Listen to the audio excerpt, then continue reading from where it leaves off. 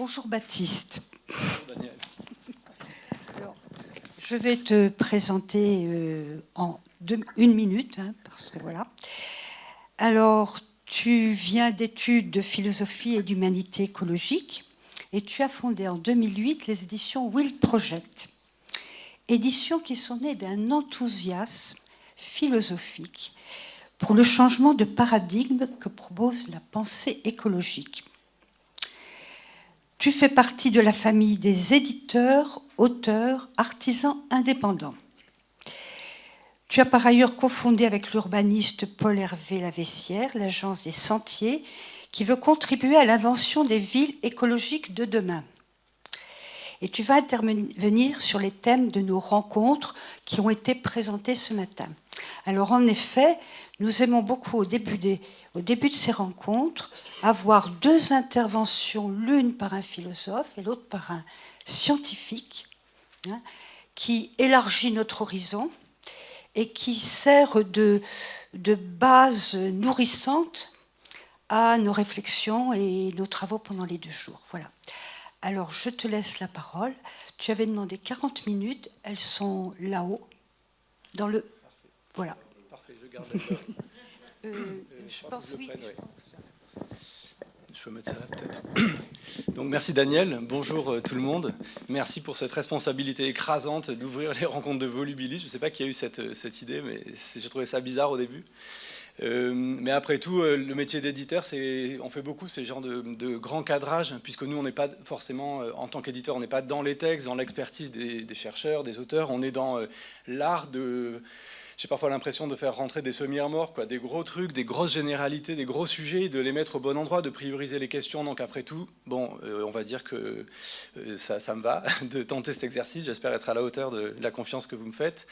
Un petit mot pour dire donc l'endroit d'où je parle, c'est donc effectivement, Daniel, ta présentation me semblait bien, c'est donc depuis cette aventure éditoriale de cette maison qui s'appelle Wild Project, qui en fait repose depuis 15 ans sur une conviction hyper simple mais immense, c'est que l'écologie est un mouvement culturel, scientifique, politique, social, cosmologique, parce qu'il change notre conception du monde, qui est d'une ampleur, qui a déjà 60 ans. C'est Printemps silencieux, 1962, la naissance officielle de l'écologie. Après, on pourra en discuter des heures, mais c'est un consensus à peu près établi.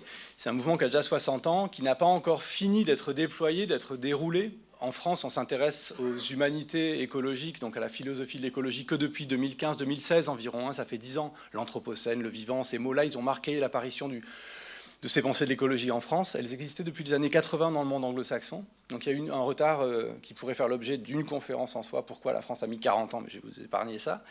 Et tout ça pour dire que ce mouvement de l'écologie, en fait, si vous cherchez dans l'histoire de l'Europe, l'histoire occidentale, un mouvement culturel, scientifique, politique et sociale d'une telle ampleur, c'est-à-dire qui touche à autant de domaines, qui touche, encore une fois, la science et la politique en même temps, qui est déjà 60 ans et qui ne soit pas encore déployé entièrement, qui n'ait pas encore produit tous ses effets. En fait, il n'y en a pas beaucoup des mouvements de cette ampleur-là dans l'histoire de l'Occident. Il y a eu les Lumières, il y a eu la Renaissance, mais on est avec l'écologie sur un mouvement de cet ordre-là. Et donc, c'est colossal. En tout cas, c'était la conviction que j'avais quand j'ai créé les éditions Wild Project, c'est de dire que là, le changement de paradigme philosophique était tel qu'il fallait une maison d'édition pour réussir à le prendre en charge. C'est compliqué de le prendre en charge juste avec un livre, avec une recherche philosophique ou une recherche scientifique, même si, voilà, zone critique, super important, la vie des sols, les bactéries tout à l'heure, c'est l'os, super important, mais c'est vrai qu'une maison d'édition est un outil bien adapté à prendre l'écologie dans toute son ampleur. Je pense souvent, dans les moments d'exaltation au bureau, à Diderot, ce philosophe du XVIIIe qui a une œuvre hyper humble. Il a fait l'encyclopédie toute sa vie, l'encyclopédie. Puis à côté de ça, il écrivait Jacques le Fataliste pour se détendre, parce que c'est quand même fastidieux, l'encyclopédie. Je fais un peu ce genre de métier, un peu fastidieux, où voilà, on produit livre après livre, on construit un corpus qui est une sorte d'encyclopédie actuelle. Elle est encore jeune, elle a que 15 ans. Diderot, c'est, je sais pas, 30 ans, 40 ans, l'encyclopédie qui a quand même marqué les Lumières. Donc on est dans cette approche-là. Pendant la première décennie, la maison d'édition... vous allez voir que je vais quand même atterrir sur notre terre vivante à un moment bien comme il faut normalement. Mais quand même, ces préambules étaient un peu indispensables pour moi pour comprendre d'où je parle. La première décennie de la maison d'édition, donc en gros 2010-2020 pour faire simple, était consacrée à importer et acclimater en langue française ces fameuses pensées de l'écologie qui étaient plutôt anglo-saxonnes dans le corpus et dans l'idée qu'on s'en faisait. Et ça, on peut dire que ça a été fait. Maintenant, il y a plein de maisons d'édition là-dessus, il y a plein d'auteurs, certains très connus, d'autres moins connus, mais il y en a des dizaines et des dizaines, c'est formidable, c'est fait, c'est bon. Donc depuis 2020, on avait un problème, c'est qu'on avait réalisé notre objet social. C'est un peu bizarre quand vous faites une société, il y a un objet social, et puis c'est fait. Qu'est-ce qui se passe? C'est génial, mais c'est un peu... Il faut en inventer un nouveau. Et donc depuis 2020, l'objet de la maison d'édition s'est légèrement déporté. Vu que les pensées de l'écologie, maintenant, c'est bon, on va dire c'est bon dans le sens où il y a un corpus, il y a une bibliothèque en langue française, quelqu'un qui veut y passer 5 ans, il a de quoi lire pendant 5 ans. Quelle est l'étape suivante? Et donc on a mis un petit peu de temps en équipe à définir cette nouvelle étape. Et la nouvelle étape telle qu'on l'a définie, après 2-3 ans d'incubation, réflexion, débat, etc., c'est la formule sur laquelle on s'est entendu, qui va nous occuper jusqu'à 2030, normalement, c'est contribuer à la mise en œuvre des sociétés écologiques de demain. Donc on est clairement sur un projet de prospective écologique. Alors c'est à la fois de la prospective dans le sens de l'art de tenir un discours sur les possibles qui pourraient advenir, mais c'est aussi de la prospective au sens où c'est de la proposition d'une société d'avenir. C'est vrai que l'écologie, on était un peu fatigué du fait que depuis 1962, l'écologie a toujours raison, et elle est toujours contre, et elle est toujours à la traîne, en train de râler contre l'agriculture industrielle avec Rachel Carson, râler contre le nucléaire, enfin quand je dis râler, c'est vraiment militer, faire du plaidoyer, et la société industrielle continue de se déployer. Et donc il y a un moment où on est tous très clairement, les écolos, les gens de l'écologie politique, très d'accord sur ce contre quoi on est. Mais en fait, quel est notre projet de société exact? En fait, il n'est pas si clair que ça. C'est pas si net. Est-ce qu'on veut vivre tous à la campagne? Est-ce qu'on veut faire un exode urbain? Il n'y a pas aujourd'hui, dans aucun parti politique, aucun livre, une vision hyper claire de ce qu'on propose. Et je pense que c'est un problème parce que si on avait, nous, l'écologie, une alternative profonde à proposer au monde industriel dans lequel on est, qui a ses charmes, hein, la bagnole, c'est pratique, Ikea, ça dépanne, on est dans des modes de vie, on n'a pas envie trop de renoncer à des trucs. Alors on dit la sobriété, Pierre Rabhi incarnait un truc, mais on ne va pas tous vivre exactement comme Pierre Rabhi. C'est un modèle individuel, c'est un modèle de société. Comment est-ce qu'on sort de la société industrielle? Mais franchement, c'est une question abyssale. Et donc, sur cette histoire de faire en sorte que on rassemble tous ces savoirs de l'écologie qui a, entre guillemets, toujours raison, et on en fait un modèle de société. On se dit que ça, c'était une question assez immense, assez vaste, pour que notre petit centre de recherche, qui est, en fait, notre maison d'édition est un centre de recherche, en réalité, comme il y en a au CNRS, on s'est dit, ça, c'est un bon sujet pour nos 10 ans. On va répondre à cette question. On a 10 ans, ça veut dire 150 livres, en gros, puisqu'on fait à peu près 15 livres par an. Et donc, on va partir là-dedans. Donc, on va être sur ces questions de prospective. Alors, je partage, c'est un préambule un peu immense, pardonnez-moi, mais je pense que ça va aller dans le sablier. Sur cette question de prospective, ce qui nous a donné aussi le courage de se lancer là-dedans, et vous allez voir qu'on va retomber sur ce qui est derrière moi, excusez-moi que ce soit un petit peu plus long que prévu, mais on va y arriver. Sur la question de la prospective, on a commencé à regarder dans les ressources de l'écologie politique, puisque notre maison d'édition, elle est vraiment centrée sur des livres hyper fondateurs. On n'est pas en train de chercher le dernier auteur à la mode, on est en train de chercher les grands auteurs qu'on ne connaît pas assez, les Vandana Shiva, les gens qu'on croit connaître mais qu'on n'a pas assez lus, qui sont fondamentaux. Et donc, on est allé chercher où est-ce qu'il y a de la prospective écologique de qualité. En fait, en travaillant un peu, assez vite, on s'est rendu compte que le prospectiviste en chef en écologie, au niveau mondial, peut-être que quelqu'un a une contre-proposition, mais de notre côté, on s'est assez vite rangé à l'idée que c'était David Holmgren, le fondateur de la permaculture. David Holmgren, il est connu donc pour la permaculture. Je rappelle que c'est pas juste du millefeuille, c'est pas juste une technique de jardinage. La permaculture, c'est un projet de design social, comme il dit, c'est-à-dire de refonder les communautés humaines à partir d'une démarche d'autonomie centrée sur la pratique agricole, mais qui a plein d'autres conséquences sociétales. C'est un projet assez anarchiste, la permaculture, parce qu'il invite les communautés à s'auto-organiser. Quelqu'un qui a repris ce projet-là, ce flambeau, c'est Rob Hopkins, ensuite, d'ailleurs en l'édulcorant un tout petit peu. C'est un projet assez radical, la permaculture, vraiment une invitation à faire société autrement, à partir de la terre, justement, vivante et nourricière. Et donc David Holmgren, on connaît la permaculture, mais ça l'a occupé de 1980 à 2000. La permaculture, c'est déjà l'histoire ancienne. Depuis 2000, David Holmgren s'intéresse à la prospective écologique. Il a fait un livre de 1000 pages qui s'appelle Scénarios futurs, Future Scenarios. C'est pas par hasard que ce soit un permaculteur, quelqu'un qui est vraiment ancré dans la terre, qui propose cette démarche-là. Et alors, donc, 1000 pages à traduire, ça ne rentre pas dans l'économie des maisons d'édition, c'est compliqué. Puis vous-même, je suis sûr que vous n'avez pas envie de lire 1000 pages de David Holmgren. Donc on a fait un livre un peu plus court qui s'appelle « Comment s'orienter », qui est un petit essai d'introduction à la prospective écologique et qui est super précieux. Alors là, en quelques mots, c'est trop chouette comme cadrage pour ne pas le partager, même si c'est encore un tout petit peu légèrement à côté du sujet. Ce que dit David Holmgren, c'est qu'en gros, si on doit essayer de deviner dans quelle direction nos sociétés peuvent évoluer, il y a une marge de manœuvre, mais il y a quand même des invariants et des choses dont on est à peu près certain. Pour lui, les deux grands éléments structurants qui forment deux axes, schématiquement, ça fait un axe vertical et un axe horizontal. Il y a l'axe de la baisse des ressources disponibles, la baisse de l'énergie, pardon, des ressources en énergie disponibles, la baisse de l'énergie. Et ça paraît assez... alors, on met de côté l'hypothèse que ITER marche, parce que si ITER marche, ça, c'est très, très, très, très compliqué. Mais dans l'hypothèse où ITER ne marche pas, la baisse des ressources est fatale. Et il y a un autre axe qui est la détérioration du système Terre, donc extinction de la biodiversité et changement climatique avec des conséquences sur l'organisation de la vie. Et donc ça on sait que ça va se passer. Alors, ce qui va varier, c'est la rapidité ou la lenteur de ces deux phénomènes. Est-ce que la baisse d'énergie va être rapide, brutale ou lente? Et est-ce que la destruction du tissu de la vie sur Terre va être... il y aura un effet d'effondrement, ou est-ce que ça va lentement s'abîmer? Et donc, en fonction de la rapidité ou de la lenteur de ces deux variables, ça fait donc 4 cases, vous voyez, de chaque côté de ces deux croix. Et Holmgren fait un geste très élégant et très clair, qui en tout cas est un super bel ouvroir de discussion, c'est qu'il dit, si les deux s'écroulent rapidement, si tout d'un coup, assez vite, dans 20 ans, il n'y a plus d'énergie, puis la Terre est dévastée, il n'y a plus d'abeilles, plus de pollinisation, la cata, on est sur un scénario un peu effondrement. C'est pas par hasard que le livre de Pablo Servigne avait un tel succès en 2017. Il y a un vrai truc, la question de l'effondrement, elle hante l'écologie depuis le début.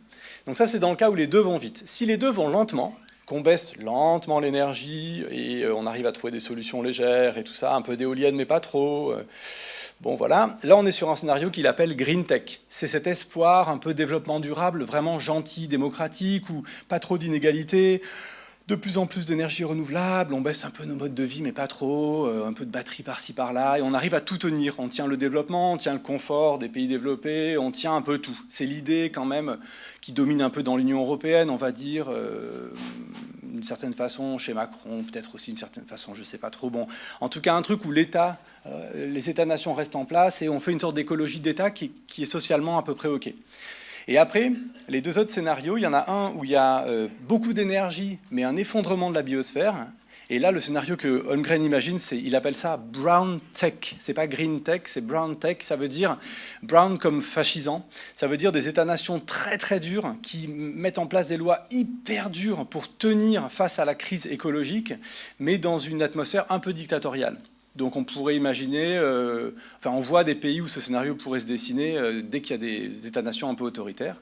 Et après il y a un autre scénario où l'énergie baisse brutale, parce que la quantité d'énergie permet de garantir les ressources industrielles nécessaires au maintien de l'État-nation. Mais si l'énergie baisse d'un coup et que la biodiversité tient à peu près la route, que nos sols ne sont pas entièrement tous tués, pas entièrement tous détruits, c'est ça aussi, l'état des sols et de la biodive en général, et que l'énergie baisse. Alors là, par contre, il faut changer de mode de vie vraiment, et par contre, on a une ressource avec les sols en bonne qualité, et là, on est sur le scénario que Holmgren appelle l'intendance de la Terre.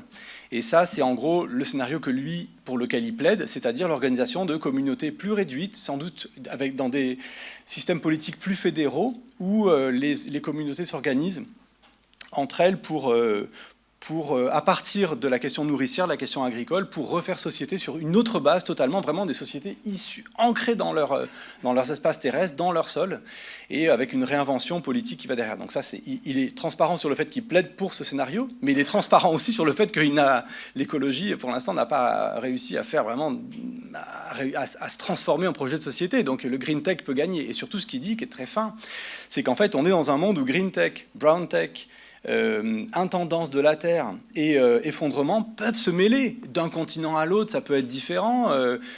Par exemple, l'effondrement, les Amérindiens l'ont connu il y a 400 ans. Donc pour les Amérindiens, l'effondrement, il a déjà eu lieu depuis 400 ans, il n'y a pas de problème, c'est déjà fait, c'est la catastrophe. Donc selon où on est, selon qui on est, on peut voir qu'on est à la lisière entre ces différents 4 scénarios. Mais c'est ça, c'est ce bouquin-là, Comment s'orienter, et ces 4 scénarios qui nous ont semblé donner une bonne boussole pour se dire, bah tiens, pour nos 10 ans de recherche dans la maison d'édition, ça va être chouette de bosser là-dessus. Alors on va maintenant mettre un tout petit peu de côté cette histoire de prospective, en tout cas le garder au chaud à droite, mais en se disant, pour nous, la conviction qu'il y a chez Wild Project, c'est que notre spécificité en tant que maison d'édition, c'est d'être vraiment... Notre catalogue récapitule toute l'histoire des pensées de l'écologie. Il y a plein d'autres maisons formidables en France que j'ai toujours plaisir à citer en écologie, comme Rue de l'Échiquier, Passager clandestin, la collection Anthropocène au Seuil qui est très chouette, et d'autres dehors, et d'autres que j'oublie. Mais la spécificité de Wild Project, c'est la seule qui a cette profondeur historique, où on a vraiment les classiques de l'écologie. Alors pas tous, parce que voilà, Ivan Illich, il était déjà publié, on aurait bien aimé, mais il n'est pas chez nous. Pas tous, mais quand même un sacré paquet de classiques depuis donc 60 ans et plus. Et donc, dans cette nous, comme on a cette... on sait que l'écologie n'est pas encore métabolisée. Aucun de nous, à l'école, n'a appris l'histoire de l'écologie, scientifique ou politique. Et donc, on manque tous... On ne connaît pas nos classiques, en fait, en écologie. On est en train de les rassembler, et nos enfants, peut-être, à l'école, on leur enseignera les classiques de l'écologie, mais ce n'est pas le cas.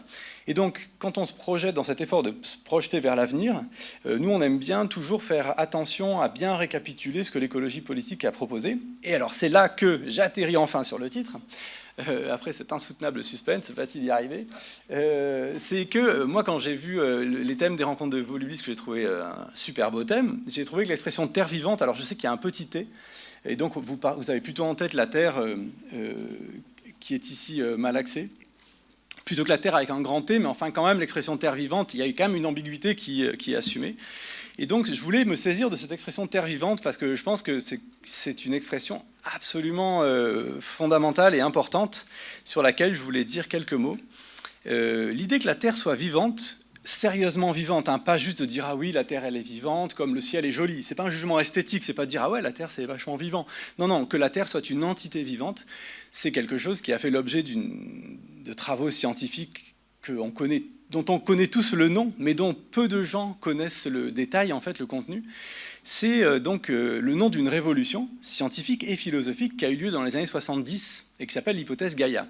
Alors, dans ce qu'on croit savoir de l'hypothèse Gaïa, il y a l'idée que c'est James Lovelock qui l'aurait fondée. Alors, c'est à la fois vrai et pas vrai, parce que...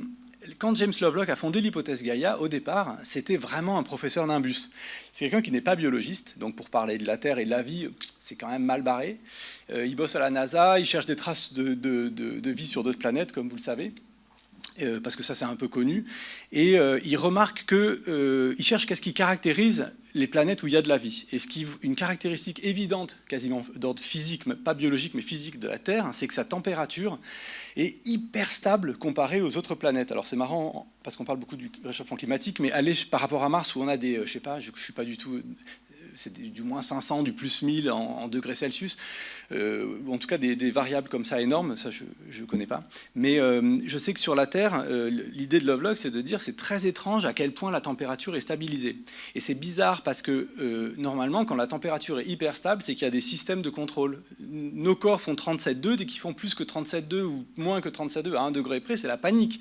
Ça s'appelle l'homéostasie, c'est le fait que nos organismes contrôlent l'équilibre de la température. Et donc, si la Terre a une température hyper stable sur 4 milliards d'années, c'est ça le truc singulier, sur 4 milliards d'années, il n'y a pas eu de variation. On n'est jamais monté à plus 100, on n'est jamais descendu à moins 100. Ça reste à un endroit. Et donc, il s'est dit, tiens, c'est curieux. Et il a commencé à faire des modèles informatiques sur des espèces de proto-Amstrad avec des marguerites, en imaginant de l'albédo, des phénomènes d'autorégulation, des boucles de rétroaction et tout ça. C'était sympathique, mais c'était franchement au rayon farce et attrape d'une hypothèse, vraiment d'une hypothèse au sens vraiment hypothétique d'un truc. Donc, 1972, le premier article de Lovelock. S'il en était resté là, très sincèrement, ce serait resté une curiosité de l'histoire des sciences de la part d'un inventeur géo-trouve-tout qui n'était pas un biologiste. Mais il se trouve que Lovelock a croisé la route d'une dame. Je voudrais bien savoir dans la salle, alors si Marc-André Sellos est déjà là, je parle sous son contrôle et lui il va lever le doigt, mais qui connaît Lynn Margulis dans la salle? Pas grand monde? Si, ouais, mes parents parce qu'ils ont lu le livre. Alors en fait, si on parle de l'hypothèse Gaïa aujourd'hui, si l'hypothèse Gaïa a fini par devenir une hypothèse crédible, parce qu'au début, évidemment, tout le monde a hurlé sur cette idée que la Terre était vivante, ça va contre tous les principes de la science. Si on parle aujourd'hui de l'hypothèse Gaïa, si elle est devenue un truc qui est rentré dans l'histoire des sciences, si Lovelock a fini par être reçu à l'Académie royale des sciences en Angleterre et à être fait Lord, je crois, c'est parce qu'il y a eu Lynn Margulis. Lynn Margulis est la plus grande biologiste du XXe siècle. C'est une dame absolument incroyable que personne ne connaît, mais qui est la plus grande penseuse de la vie qu'on ait eu depuis Darwin. C'est vraiment une femme immense. C'est une génie des sciences qui a fait sa première découverte, même pas à 30 ans. Et donc, c'est une spécialiste de biologie cellulaire à la base. Et ça y est, Jean, j'ai oublié le nom de... Comment ? Mitochondrie, merci. Et donc, la grande découverte de Lynn Margulis, avant qu'elle rencontre Lovelock, la raison pour laquelle elle est devenue... C'était du niveau prix Nobel, elle n'a pas eu le prix Nobel, mais on se demande pourquoi. À 30 ans, elle a découvert l'existence des mitochondries. Alors les mitochondries, c'est un truc génial. C'est un truc, c'est le fait que dans chacune des cellules de tous les êtres vivants, il y ait une bactérie anaérobie de l'époque de Gaïa, où il n'y avait pas d'oxygène sur la Terre, qui s'est réfugiée dans les cellules des êtres vivants que nous sommes, qui sommes des survivants à la grande oxydation, l'apparition de l'oxygène. Et donc, dans chacune des cellules de tous les êtres vivants, que ce soit une fougère, des animaux, nous, n'importe qui, il y a dans chacune de nos cellules une mitochondrie qui rend possible la respiration de nos corps. Parce que l'oxygène est un milieu hostile. Et donc, c'est à l'échelle de nos cellules qu'a lieu la respiration qui permet qu'on existe. Et donc, c'est aussi une stratégie de survie de la part des bactéries détruites par l'arrivée de l'oxygène sur la Terre, de s'être réfugiées-là, en nous, et ensuite, effectivement, dans notre intestin également, par ailleurs, mais où elles remplissent une fonction tout à fait différente. Et donc, elle avait fait cette grande découverte, et donc Lovelock est allé la trouver en lui disant « Écoute, mon hypothèse avec mes modèles de Marguerite, de rétroaction, est-ce qu'il n'y aurait pas un truc à faire ?» Et c'est de l'alliance entre Margulis et Lovelock qu'est née l'hypothèse Gaïa et qu'elle a gagné son crédit scientifique. Et le premier article qu'ils ont publié ensemble date de 1974, donc on fête aujourd'hui les 50 ans de l'hypothèse Gaïa, et c'est pour ça qu'on a republié un bouquin d'elle. Alors en plus c'est une grande pédagogue, donc là on a publié son livre Microcosmos pour honorer la mémoire de cette femme. Alors vous allez me dire ouais mais on la connaît pas, et puis elle passe pas à la télé, elle est jamais sur France Inter, c'est vrai, mais il y a des gens super, ils sont pas sur France Inter, vachement important. Et Rachel Carson, c'était pareil en 2008. En fait Rachel Carson, quand je l'avais publié en 2008, franchement, à part quelques vieux hippies, mais tout le monde avait oublié Rachel Carson. Aujourd'hui on en vend 5000 par an, donc moi, je prends les paris. On peut parier avec Volubilis, du champagne, je sais pas, un truc qui vous fait plaisir. Dans 10 ans, Lynn Margulis, ça sera enseigné à l'école, c'est obligé. Et donc, j'en viens à Gaïa. En fait, ce que Lynn Margulis a apporté à l'hypothèse Gaïa, c'est qu'elle a apporté toute l'histoire bactérienne de Gaïa, enfin toute la profondeur historique de Gaïa, les 4 milliards d'années, pour confirmer l'intuition de Lovelock qui était bonne, qu'on peut penser la Terre comme un quasi-organisme autorégulé. En fait, Lovelock, il avait cette hypothèse, mais il n'avait pas le savoir biologique. Et donc, Margulis a apporté l'histoire des 4 milliards d'années en disant un truc très original et très singulier, en disant cette histoire, elle est essentiellement bactérienne. Alors, je ne sais pas si vous voyez ce que c'est des bactéries toutes nues, mais enfin, ça ressemble à des mousses, des couches, des espèces de colonies colorées par terre. C'est pas très marrant. C'est pas des plantes, c'est pas des oiseaux, ça n'a pas de bec, ça n'a pas d'aile, ça parle pas. Ça paraît obscur les 3 premiers milliards d'années où il n'y avait que des bactéries sur la Terre. Mais quand on dézoome sur l'histoire de la Terre, c'est-à-dire quand on voit sur les 4 milliards d'années et quand on voit dans la biomasse aussi, la Terre est une planète bactérienne, essentiellement en fait. Vu de loin, l'histoire de la Terre, c'est une histoire de bactéries. Alors, vous allez me dire, mais c'est flippant, c'est bizarre et tout, ouais. Mais elle va plus loin et elle montre que les bactéries, pendant 4 milliards d'années, ont mis en place une série de capacités génétiques hyper fines, parce que les bactéries, quand elles se touchent, elles se passent des gènes, et elles ont développé pendant 3 milliards d'années, du coup, des compétences génétiques hyper sophistiquées qui ont été mobilisées au moment de la grande oxydation, lorsque les animaux, les êtres multicellulaires sont apparus et les plantes, qui ont bénéficié de cette ingénierie bactérienne en quelque sorte. Donc les boss sur la Terre, les darons, c'est vraiment les bactéries qui tiennent le système. L'infrastructure monde, elle est tenue. Et alors, en particulier dans les sols. En particulier dans les sols. Les sols ne sont vivants que parce alors il y a les champignons, il y a plein d'autres choses, mais les bactéries, en termes de biomasse dans les sols, c'est complètement colossal. Et donc, ce que fait... donc c'est la deuxième grande découverte de Margulis, c'est la contribution majeure à l'hypothèse Gaïa, qui à partir de ce moment-là, 1974, donc il y a 50 ans, n'est plus une hypothèse, ça devient une théorie. Une théorie qui peut être discutée, invalidée, mais qui est costaud. C'est une théorie. Et donc l'article de 1974, j'ai plus le nom exact en tête, mais je vous conseille, il se trouve sur Internet, Lovelock et Margulis ensemble pour la première fois. Et l'article est vraiment génial parce qu'il est écrit dans une langue hyper scientifique, hyper faite pour passer dans une revue scientifique peer-reviewed, donc vraiment hardcore, mais en disant en gros à quelles conditions est-ce qu'on peut considérer que la Terre est vivante et a une vie comme un organisme. Et ils font un truc très beau, qui est un geste philosophique, ils disent il va falloir à un moment modifier la notion de vie, parce que la Terre n'est pas vivante exactement de la même façon qu'un écureuil est vivant. Mais pourtant, elle est vivante. C'est pas parce qu'elle vit pas comme un écureuil qu'elle n'est pas vivante. C'est que nous, on doit revoir l'idée qu'on se fait de la vie. Si pour nous, le modèle de la vie, c'est un mammifère, alors non, la Terre n'a pas de colonne vertébrale. Mais enfin, c'est ridicule. Parce que ça vaut pour les bactéries aussi. Les bactéries, elles ont une façon de vivre qui n'est pas funky, quoi. C'est pas, je veux dire, c'est pas rigolo. Mais pourtant, elles sont vivantes. Et donc, ce que fait Margulis avec ses deux grandes découvertes, les mitochondries d'un côté et l'hypothèse Gaïa de l'autre, qui sont deux découvertes majeures sur qu'est-ce que c'est que la vie pendant le XXe siècle, elle articule la toute petite échelle et la très grande échelle dans une théorie unifiée, ce qui est le rêve en science, quand on fait cette grande synthèse d'articulation comme ça. Donc, derrière la notion de Terre vivante, il y a ça. Et là où c'est bouleversant, c'est que cette idée d'une Terre vivante, telle qu'il la formule en 1974 avec Lovelock pour la première fois, ils le font donc dans des termes très, très... Quand vous lisez le texte, vous savez, c'est vraiment ce truc de littérature scientifique très dur quand on n'est pas du sérail. Moi, je lis un peu de science, mais je ne suis pas scientifique. C'est vraiment une prose ardue. Mais l'hypothèse qui est défendue dedans, celle de la Terre vivante, que la nature soit vivante, c'est une thèse qui, en fait, prend à contre-pied toute l'idéologie et les présupposés fondamentaux de la science moderne telle qu'elle s'est mise en œuvre depuis Copernic, Galilée, Newton, du mécanisme. L'idée que la nature était, en fait, en dernière analyse, pouvait se réduire à des jeux mécaniques.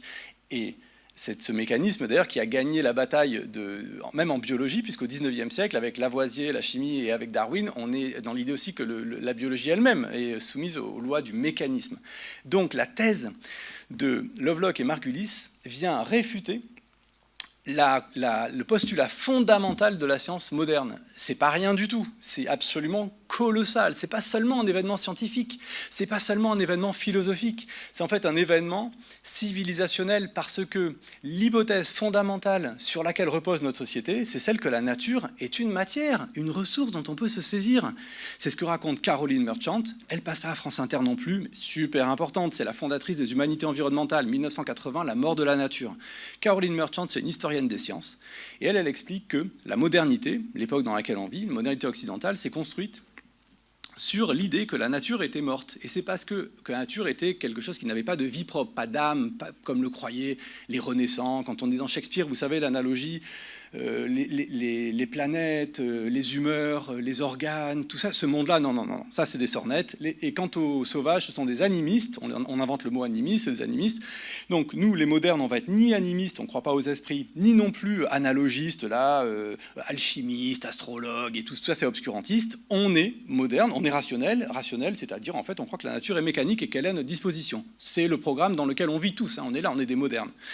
Et cette mort de la nature, cette mort de l'idée de nature, c'est précisément, donc ça c'est Caroline Merchant, je les mets côte à côte parce que donc Caroline Merchant raconte comment au XVIe siècle s'est constitué petit à petit, ça ne se fait pas en 10 ans ces trucs-là, ça prend 100 ans, la science moderne, comment cette idée que la nature était morte a gagné du chemin. Alors il a fallu pour cela brûler les gens qui prétendaient qu'elle était vivante et qui avaient des accès à la nature vivante. Donc on appelait ça des sorciers et des sorcières. Donc il y a à peu près 100 à 120 000 à 120 000 personnes qui ont été brûlées au XVIe, XVIIe. C'est pas au Moyen-Âge, c'est la modernité qui a brûlé, parce que ces gens-là étaient les garants de ce monde magique, ce monde vivant qu'il fallait détruire. Et c'est pour ça qu'aujourd'hui, il y a une recrudescence, une résurgence de la figure de la sorcière. On connaît tous ces écoféministes qui disent « Ouais, moi je suis une sorcière, je suis une néo-païenne. » Ben ouais, mais historiquement, c'est très intéressant. Et donc, Lynn Margulis vient mettre un terme à l'idée de ce cosmos annulé. Alors, une fois qu'on a dit ce grand détour, prospective, la Terre vivante, la clôture de la modernité, etc., mais où est-ce qu'on va, ça va où tout ça? Ben, ça va pile au but, pile là où on en est aujourd'hui. En fait, ce que dit le philosophe américain Bert Callicott, que je trouve une idée hyper élégante, je ne sais pas si elle vous séduira autant que moi, je la trouve magnifique, c'est que la crise écologique, il faut la comprendre comme le symptôme comme la réfutation de l'hypothèse moderne selon laquelle la Terre serait un ensemble mécanique de particules élémentaires. On est parti dans cette hypothèse-là que le ciel était mécanique, que la Terre était mécanique, que les animaux, tout ça, c'est de la biologie, ça peut se réduire à des jeux de matière et de chimie, in fine, et c'est à notre disposition, on peut en faire ce qu'on veut. le monde moderne s'est construit sur ce postulat. C'est une vraie hypothèse, ça, pour le coup. Ça, c'est une vraie hypothèse. La nature morte, franchement, ça reste à prouver. C'est une hypothèse. Mais la modernité y a cru. Puis la science a fait tellement de progrès. Waouh!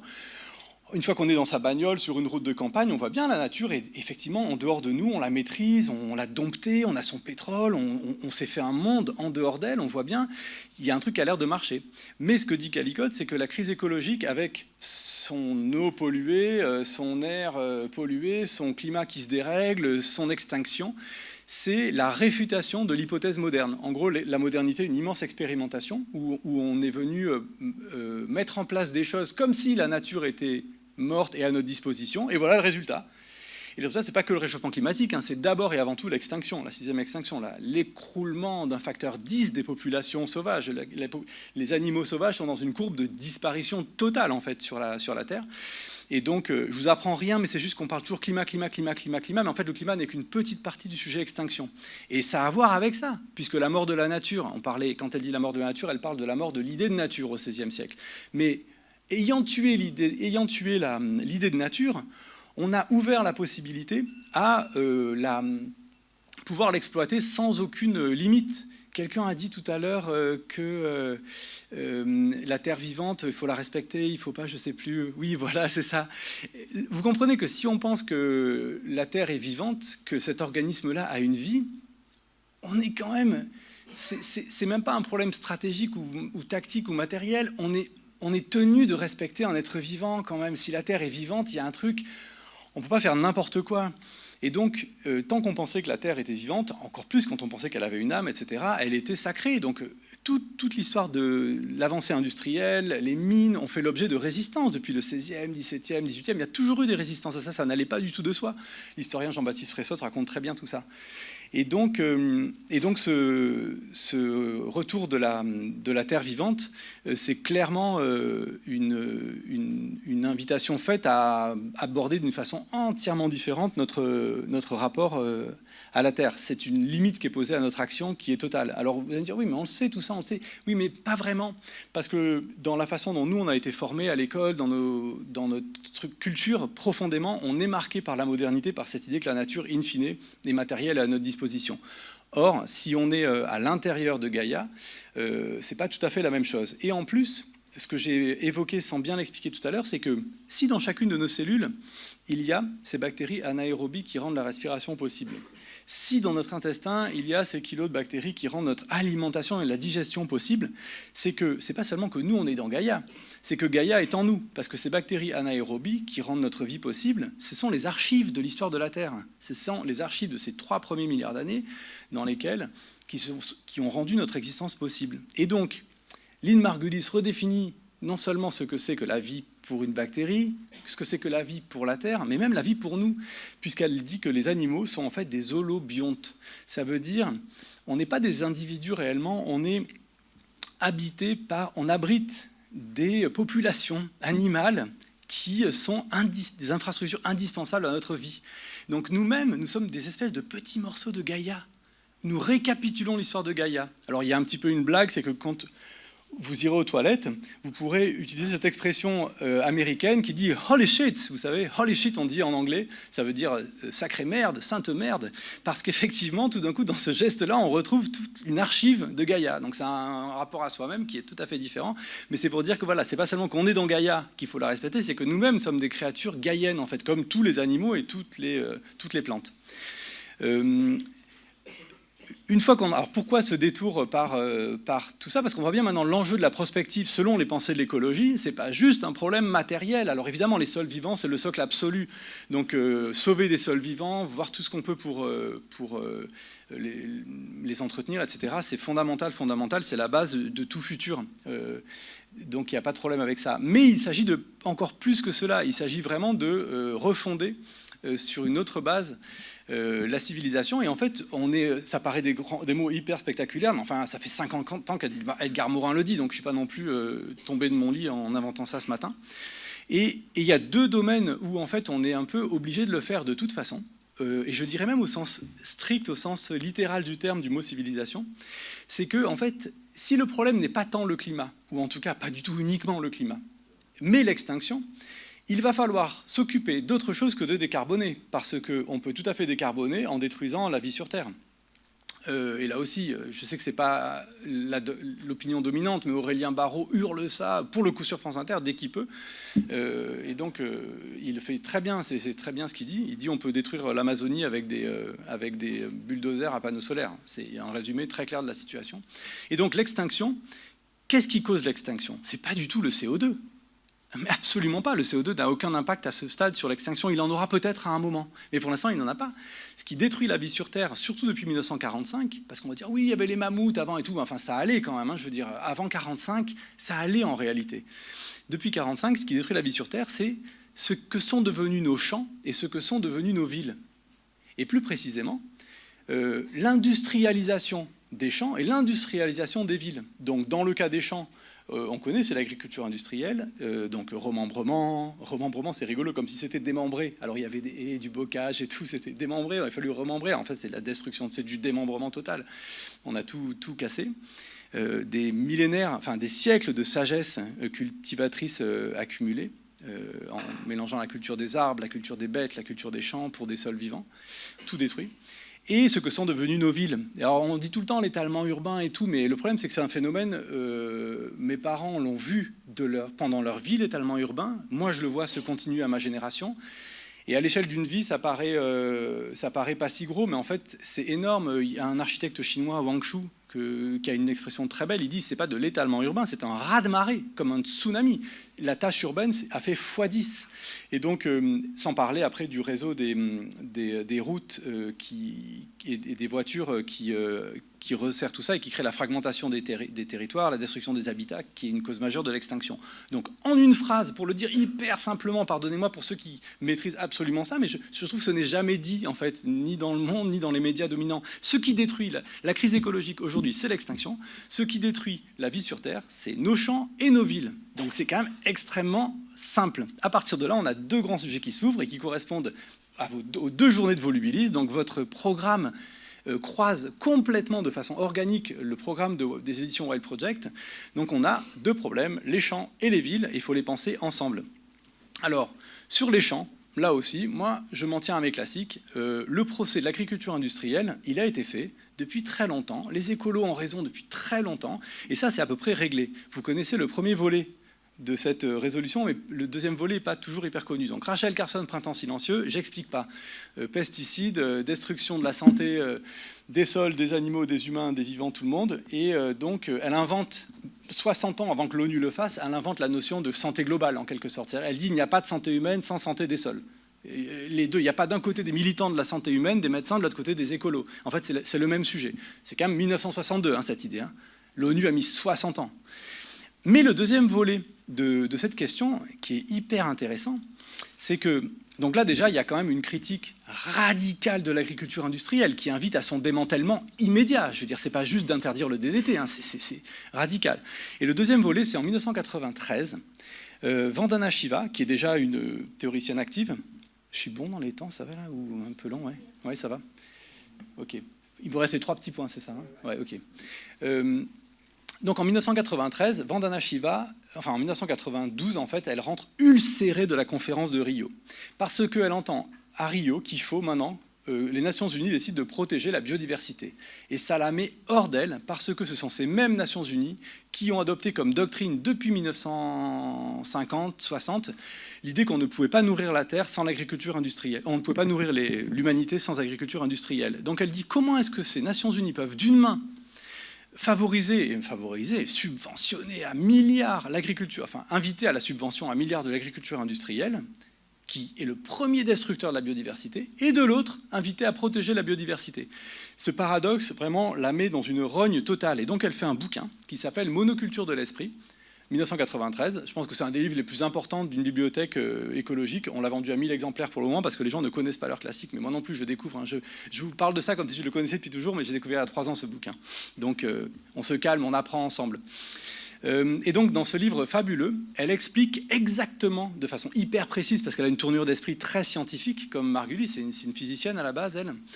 Elle explique comment, lorsque la Banque mondiale vient créer des forêts d'eucalyptus en Inde qui viennent remplacer le complexe entre forêts traditionnelles et champs qui existaient préalablement, à quel point est-ce que ça vient détruire des savoirs, des peuples et de la biodiversité. Mais c'est vrai que d'un point de vue purement PIB, développement, l'eucalyptus, c'est pas mal. Effectivement, ça permet de dégager plus de chiffre d'affaires par hectare. Et donc, elle montre là-dedans en détail comment, en fait, les paysans vernaculaires, en l'occurrence en Inde, donc des pays du Sud, mais c'était le cas aussi des paysans à l'époque de la jeunesse de Giono, comment ce sont eux les garants et les gardiens de la biodiversité. Et que donc, si on veut protéger la biodiversité comme l'ONU appelle à le faire en 1992, mais il faut immédiatement favoriser ces paysans et non pas les entraîner au suicide, puisqu'en Inde, la destruction de la paysannerie a pris des proportions qui sont parmi les plus tragiques au monde. C'est des milliers et des milliers de suicides de paysans, des impacts majeurs sur la santé des populations humaines, des malformations, des trucs. Enfin, c'est vraiment sanglant en Inde. Parce que l'Inde était considérée comme sous-développée, il fallait donc la développer, et donc on s'en est donné à cœur joie pour y aller fort et vendre notre cam qui venait d'industrie des pays du Nord pour faire tourner nos usines de pesticides et de tracteurs pour les vendre aux Indiens. C'est ça aussi, hein, il y a une dimension nord-sud dans cette affaire qui est fondamentale. Donc avec ces deux bouquins, on a un procès qui est fait à l'agriculture industrielle qui fait qu'aujourd'hui, je trouve qu'il n'est pas raisonnable et pas responsable d'être écolo ou sympathisant écolo sans ouvrir la question sérieusement du démantèlement de l'agriculture industrielle. Et ce n'est pas un petit sujet. Comment est-ce qu'on fait dans des sols abîmés, avec 8 milliards d'humains, et maintenant que les Nations Unies ont changé de doctrine, maintenant ils disent qu'on peut nourrir la planète avec de l'agroécologie. Alors l'INRA, c'est son logiciel depuis 10 ans, et il revendique l'agroécologie. Comment est-ce qu'on fait ça?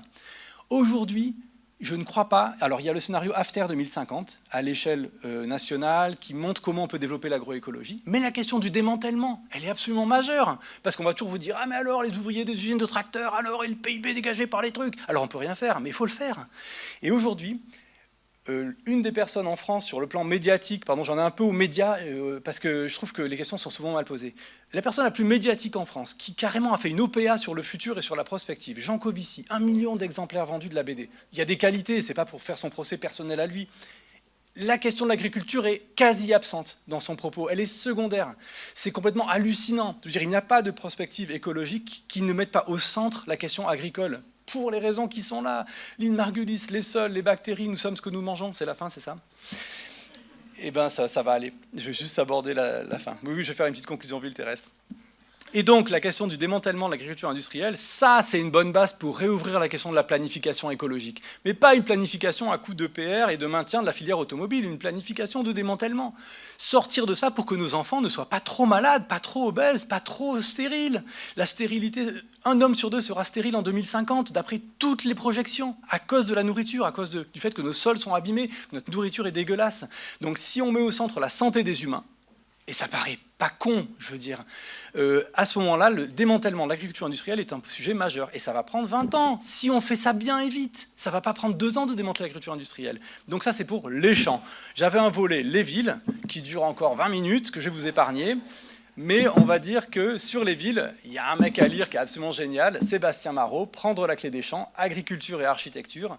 C'est toute une histoire de l'humanité sous l'angle de la relation symbiotique entre ville et champ, depuis le néolithique à nos jours. C'est un livre incroyable. Il n'est pas sur France Inter, mais la semaine prochaine dans Télérama. Ça, c'est pas mal quand même. J'ai bossé pour le faire rentrer à Télérama, ça a été dur, parce que les bons trucs comme ça, non, ils n'aiment pas. Ça, c'est vraiment de la balle. Et donc là, c'est tellement de la balle qu'on a lancé une collection architecture à partir de ce bouquin-là, parce que Marot ouvre des perspectives immenses. Il faut qu'on ait une collection architecture parce qu'il faut réformer nos villes et nos habitats. Et donc, moi, je me suis même fendu depuis 2020. On a bossé pendant 3 ans avec plein de partenaires pour essayer parce que le livre de Marot est magnifique, mais il est d'un accès pas évident. Il est en train de devenir le contenu d'enseignement de toutes les écoles d'archi, mais c'est à un certain niveau quand même. Là, on a essayé de faire un petit manuel en collectif avec plein de structures, notamment la Cité de l'Agriculture à Marseille, qui s'appelle Ville terrestre, où on essaye de faire une vision cohérente, solide, charpentée, pour 2040-2050, de qu'est-ce que ce serait une ville écologique. Avignon sera une bonne échelle d'ailleurs, pour Paris c'est compliqué, mais pour Avignon c'est des bonnes échelles de ville. Là on a potentiellement un programme pour les élections de 2044, je pense. Ah, c'est cool. Mais en tout cas, au moins d'avoir une vision, si on ne sait pas où on va en tant qu'écolo, si on est juste en train d'être anti-nuque et anti, et ça ne va pas, il faut qu'on ait un projet. Donc là, il y a un projet d'urbanisme, c'est Ville Terrestre, et j'en suis coordinateur, celui-là c'est rare, mais là j'ai bossé là-dessus en tant qu'auteur. Voilà, merci pour votre attention.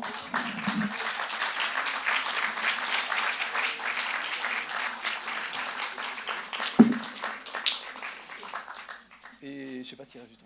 Baptiste, je pense que tu as posé tellement de questions que on va enchaîner pour un quart d'heure. Alors essayez quand même de poser des questions assez courtes et pas des réponses pendant un quart d'heure, de façon à ce que ce soit qu'il y ait des questions variées, que tout le monde ait un peu sa place. Merci. Qui veut poser une question? Vous levez le doigt, que je vois, que je vous amène le micro. Il n'y a pas de questions? Là-haut?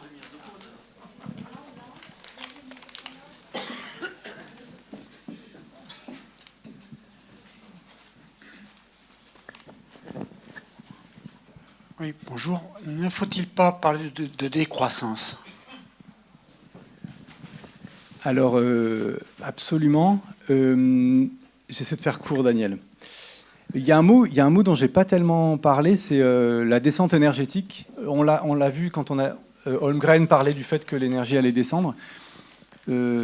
Sauf catastrophe avec la réussite d'ITER, on voit bien que ce qui s'avance vers nous, c'est la descente de l'énergie. Mais il y a des penseurs comme Ivan Illich qui ont, depuis les années 70, bien expliqué le fait que on est dans un contexte de surabondance d'énergie qui est comparable, là je cite vraiment Illich, qui a le même effet sur le corps social qu'une drogue et qui crée vraiment de la toxicité. C'est ça qui rend possible vraiment l'explosion des inégalités, notamment, etc. Et donc la descente énergétique qui s'avance vers nous, c'est pas forcément une mauvaise nouvelle, ça peut devenir un projet. D'ailleurs, c'est le centre dans notre livre Ville Terrestre, c'est la colonne vertébrale de cet urbanisme écologique qu'on appelle de nos voeux, c'est vraiment la question de la descente énergétique qu'on essaie de prendre au sérieux. Donc la descente énergétique, pareil, c'est une notion, elle n'est pas hyper connue, pas hyper familière, mais elle est importante. Ça désigne précisément la diminution d'un facteur 4 à 6 de la consommation globale d'énergie d'une société. Donc la descente énergétique, ça ne se joue pas à l'échelle individuelle. C'est pas « allez, je vends ma bagnole, j'arrête », c'est super, mais c'est pas seulement ça. C'est en tant que société. Ça inclut les dépenses militaires, ça inclut les dépenses nucléaires, ça inclut toutes les dépenses d'une société. Et la diminution d'un facteur 4 à 6, vous voyez, c'est colossal. Ça veut dire c'est pas 2 fois moins. Dire 2 fois moins, ce serait dingue, mais c'est 6 fois moins. Et donc, cette histoire de descente... Donc, comment est-ce qu'on peut faire de ce qui paraît une immense contrainte, une espèce d'horrible atteinte à notre style de vie? C'est marrant, les trucs des Américains, de Trump, notre lifestyle. Ouais, mais c'est précisément ça qu'il faut changer, qui est clairement en question. Ça a des conséquences majeures, qualitatives, sur la façon dont on fait société. C'est un changement quantitatif tellement important. Et donc, moi, j'aime bien ces descentes énergétiques. C'est un truc que j'aime bien mettre en avant et développer parce qu'on n'en parle pas assez. Après, vous avez raison que les gens qui défendent, les groupes sociaux qui vont défendre la descente énergétique sont absolument les mêmes que les groupes sociaux qui vont défendre la décroissance. Simplement, la décroissance, ce qui me gêne un tout petit peu dans la forme... D'abord, on a l'impression qu'on connaît et que c'est ringard et que ça ne marche pas. Il y a un truc où il y a eu un moment où on a beaucoup parlé de décroissance, mais tous les gens sérieux ne parlent pas de ça. Vous voyez, il y a un truc où le mot, il est très connoté militant. Il est vrai, il est bien, mais il est très connoté militant. Et j'ai l'impression que stratégiquement, ça pourrait se discuter, bien sûr, mais j'ai l'impression que stratégiquement, c'est pas forcément le plus efficace. Et en plus, il y a un problème, c'est que le mot de croissance, c'est un beau mot dans l'absolu. Les organismes, ils croient. C'est comme le développement. C'est chouette au départ. Hein. C'est une notion. Est-ce que c'est des notions qu'il faut combattre ou est-ce que c'est des notions qu'il faut reclaim, se réapproprier et requalifier? Et donc, c'est vraiment pour discuter sur la façon dont les choses se sont appelées. Donc là, je pinaille un peu sur le vocabulaire en disant est-ce qu'on ne veut pas, nous aussi, les écolos, croître en fait, mais croître en santé, croître en épanouissement social, croître en biodiversité. On est pour la croissance, nous, mais pas celle du PIB. Vous voyez ce que je veux dire? Et donc, dire que l'écologie est un projet de croissance, ça, je trouve ça assez marrant, c'est plus surprenant. Mais un projet de croissance, pas de la même chose. Avec la descente énergétique. Et la descente énergétique, je trouve que c'est pas négatif, ça va, c'est moins négatif, puis le mot n'est pas assez connu, il faut en parler. Bref, voilà, je m'arrête là. Ah, il y a une question aussi du paysan. J'étais avant. J'ai cru entendre que pour le scénario Intendance de la Terre, qui serait le moins pire, on avait besoin de communautés plus réduites. C'était quoi l'idée? Alors, l'idée, c'est qu'il y a un peu deux familles de scénarios. Il y a dans la perspective de Holmgren, qui est juste un schéma, c'est un schéma pour nous mettre en conversation. Hein. Holmgren veut qu'on se parle de tout ça. Dans Green Tech comme Brown Tech, on est dans une hypothèse où les structures des États-nations restent vraiment à peu près comme elles sont aujourd'hui, c'est-à-dire quand même des produits de la modernité. C'est des grosses structures avec des millions d'habitants à l'intérieur, avec... Enfin voilà, c'est des gros engins qui sont liés à la société industrielle et à la modernité. Et après, dans le scénario Intendance de la Terre, on est, en termes de modèle politique, on est pour lui dans un monde beaucoup plus fédéral, avec une espèce de démocratie locale. Alors c'est aussi des notions qui ont occupé, je sais, mes parents et la génération de mes parents dans les années 70-80, développement local, fédéralisme des régions et tout ça. On est sur ces scénarios-là où l'idée c'est que comme il y a beaucoup moins d'énergie, les populations sont aussi beaucoup plus liées à des lieux comme... Alors à l'époque médiévale, le monde était hyper inféodé à des lieux, on ne bougeait pas aussi facilement, on n'était pas en train d'aller à droite à gauche en permanence, en train ou en bagnole. Donc on est sur des vies beaucoup plus... Holmgren n'a pas pris l'avion depuis 30 ans, je crois. Il est hyper cohérent, donc il fait que des visios. Alors vous allez me dire, la visio, bon, est-ce que c'est vraiment écologique? Mais il y avait cette idée qu'effectivement, dans le scénario Intendance de la Terre, on est sur plutôt des habitats humains regroupés qui peuvent peut-être avoir quelques milliers de gens. Ça peut être des petites villes, mais on n'est pas sur des mégapoles, on n'est pas sur une échelle de gestion nationale, étatique de l'écologie. C'est pour ça. C'est un peu de l'écologie bottom-up. Et je dis anarchiste dans le sens où c'est l'idée aussi du municipalisme libertaire de Bookchin. Ça part du bas, ça s'auto-organise. Mais ça, c'est la vision politique de Holmgren. On n'est pas obligé d'y adhérer. Il y a plein de façons de faire l'écologie. Autre question, vas-y. Alors, moi, c'était juste une réaction à la notion de décroissance. Parce qu'on a eu des rencontres sur la frugalité. Hein, et en fait, à partir d'un sociologue indien, parce que la décroissance, ça ne peut pas concerner toute la Terre, hein, ça concerne l'Europe peut-être, mais le mot frugalité consistait au niveau indien, une notion beaucoup plus, je pense, intéressante, parce que c'est vivre de façon frugale, et toutes les sociétés ne peuvent pas être en décroissance économique. Donc, ce mot décroissance est très... je trouve très européen. Voilà.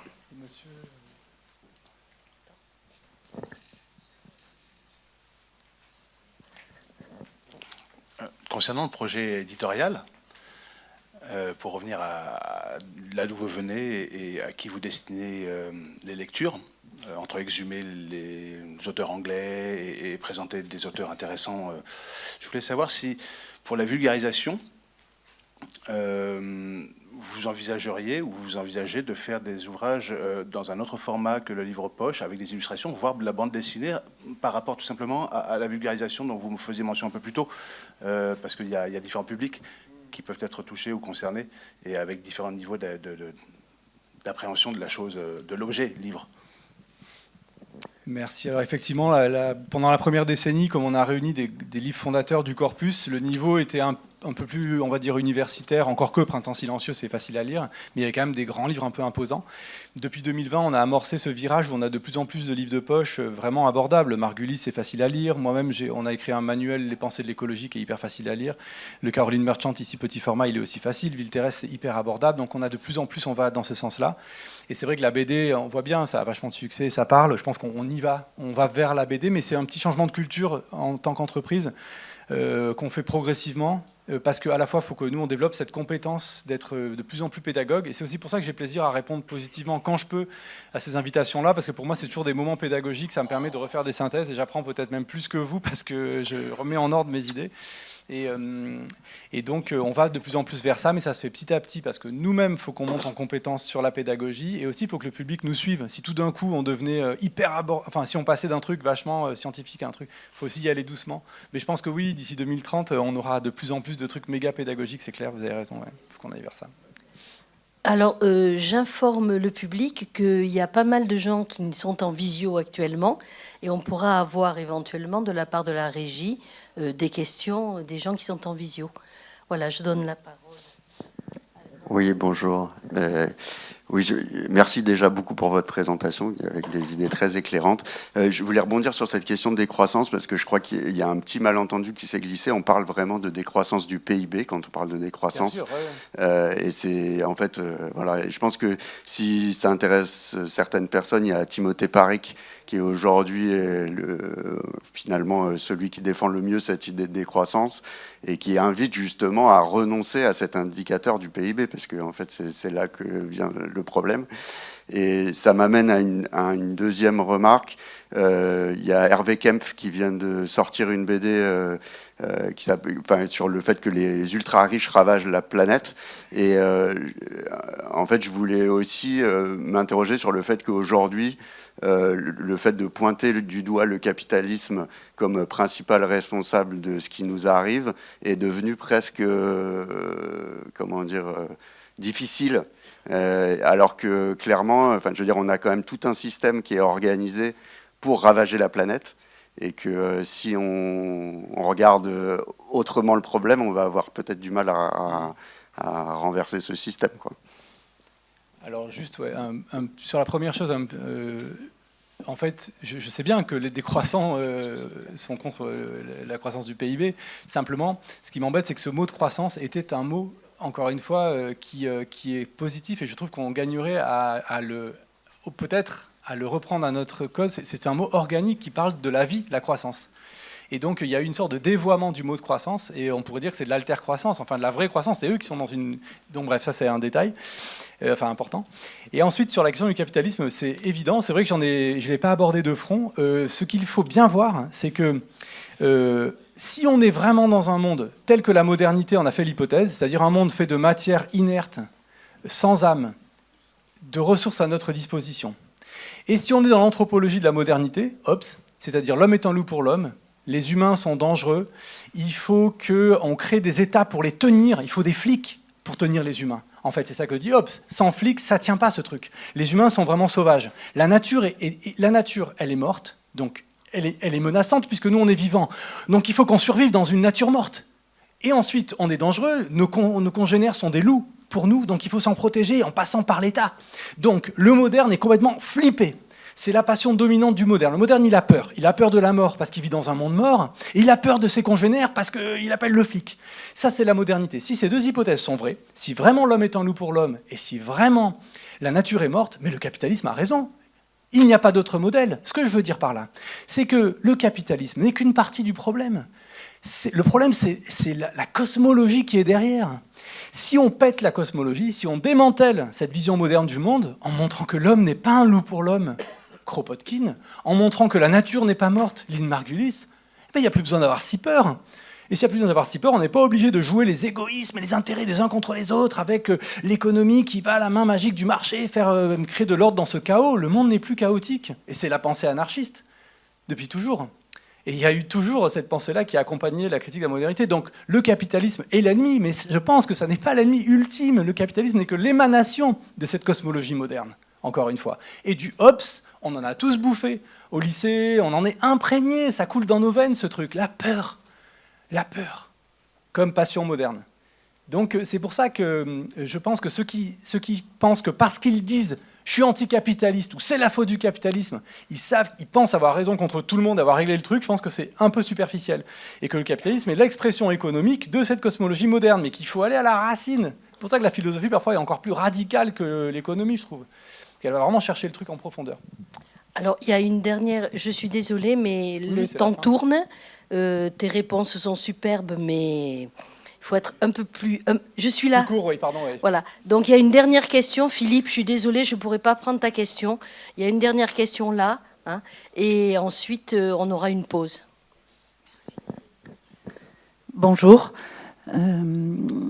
Alors, je suis très intéressée parce que vous avez mentionné l'importance des micro-organismes dans le microbiote, dans l'être humain. Et aujourd'hui, on parle des sols vivants. Donc, si sol vivant, il y a alimentation vivante. Et c'est un constat, en fait, ce que je fais, c'est que depuis le début de l'année 2024, il y a une police sanitaire qui a été mise en place au niveau de l'alimentation, de la transformation alimentaire, qui est en train de détruire toute toutes les petites entreprises qui réalisent des fermentations. Au nom de l'hygiène ? Sous couvert d'hygiène, alors que ce sont des micro-organismes qui permettent de faire des végétaux lacto-fermentés. La choucroute, tout le monde connaît. Dans le saucisson, on a besoin de ferment. Dans les fromages, les yaourts, etc. Alors la France avait résisté assez longtemps à essayer de conserver ces micro-organismes vivants au moment où on les ingère, ou dans l'aliment où on les ingère.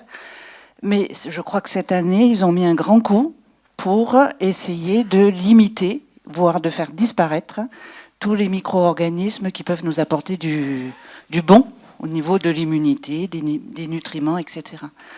Voilà, donc je ne sais pas s'il y a des gens qui rédigent des articles là-dessus, qui ont pris conscience de ce danger de faire disparaître tous ces aliments complémentaires. Merci pour ce témoignage. Très court, ouais. Et non, je ne connais pas ce sujet-là, ni d'article dessus. En revanche, nous, on sort au mois de janvier prochain un livre qui s'appelle « Les cuisines de la nation ». Éduquer, nourrir, industrialiser, qui est une extraordinaire enquête sur les cantines françaises et sur la montée en charge de la question de l'hygiène comme prétexte pour l'industrialisation du protocole de cuisine des cantines scolaires, et qui invite à refaire du cuisiner sur place dans toutes les écoles, ce qui est en fait techniquement possible. C'est un livre assez révolutionnaire sur les cantines, dont vous entendrez parler, je pense, en janvier, les cuisines de la nation, qui aborde notamment ces questions-là de façon globale à partir de l'objet cantine, qui est assez fascinant. Merci beaucoup. Merci beaucoup, Baptiste.